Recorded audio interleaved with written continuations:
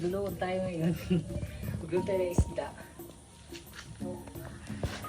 Yung isda na pinapausukan. Maganda to kasi kahit 3 days na 3 days, 5 days, sinabot ko ng 1 week pa. Hindi masisira kagad. Pausukan mo lang siya ng week.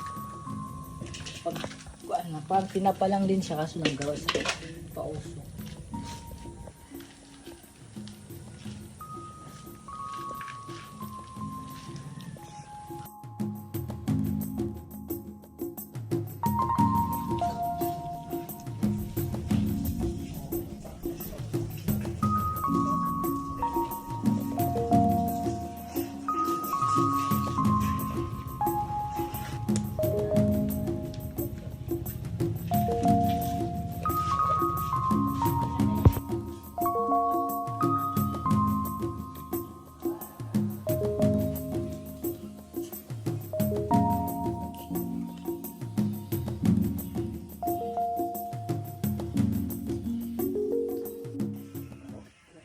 Luto na to.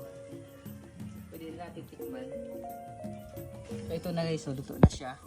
Ganito na yung itsura niya, mapula-pula. Mapula-pula, tapos tikman natin kung okay na siya.